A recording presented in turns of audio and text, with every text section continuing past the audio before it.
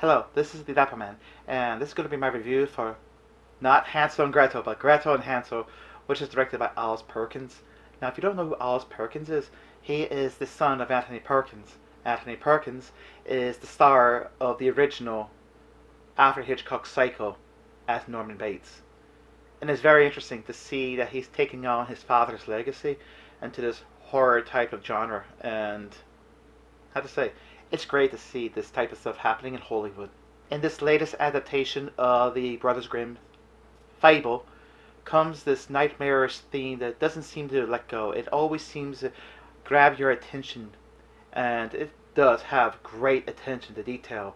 Everything done from its beautiful cinematography, the fantastic acting, the music synthesizing. That sounds like it comes something straight from Castlevania game on the Super Nintendo. I like that. It was quite nice. However, as this nightmare continues, it's not the jump scares that would get you, but the themes, its dark themes, its mystery that happens in the shadows. It does a very good job at it, with its slow pacing of the train that's taking place, and that as you're going further into the movie, you expect to see something much more and much more grand, just building up. But it stays in the same tone. It never builds up any further. You don't see anything more into the world. You don't really see anything else build up. It just remains quite in a flat line, and it doesn't go any further. It doesn't take its stories too serious. Or maybe it does take its stories too serious, and it just feels flat the entire time.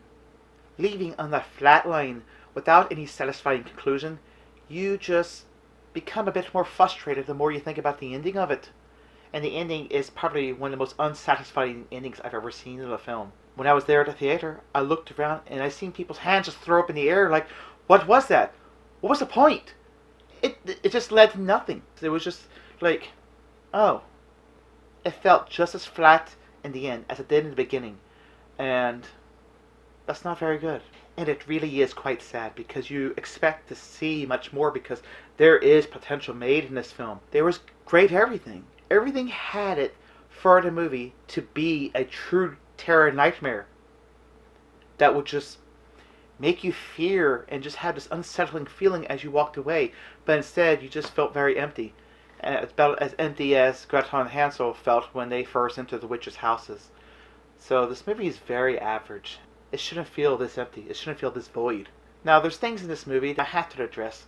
It's odd because it doesn't say witchcraft, but it is very much witchcraft because it shows the symbolism in it. And like I said, when I watched the movie, the color Out of Space, which was the H.P. Lovecraft adaptation, you see the symbol of this Wiccan type of cult.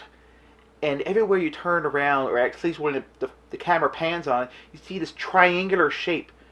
And it just lingers, and it shows like the moon that just goes around, and not this full moon. And you're expecting the symbolism to actually explain itself, and it doesn't. It's as though you're supposed to already know what the religion is, and what to make of it. It's just very... It felt very bland. Just the story-wise. The camera work is fantastic. Everything's done straight in the center, and even when the face is turned to the side, it looks like every shot could have been done in a beautiful painting. And the director knows exactly what he's doing. They just need a different screenwriter because the screenwriter for this, whoever did the screenplay, I guess got lost and didn't know how to make it a fresh take on this, which it didn't feel like it needed to be a fresh take on it. So if you want to go watch this film, just be prepared to not see much of a story, but just admire an hour and a half of just beautiful cinematography.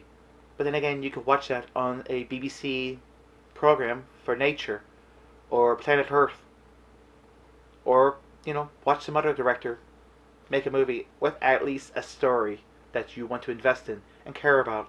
And that is my review. I'm going to put right here the reason why it's rated PG-13. It is very mild and it may bore any teenager. They may put them to sleep because this is not the type of movie. This is more of an adult type of film. Hopefully you enjoy my review, and maybe my intake on it may just persuade you to watch something else. I would say go watch The Color Out of Space, but It's probably going to be out of the theaters next week, and it's a very short time frame. So if you're expecting to see horror, terror, you're not going to get that much from this movie.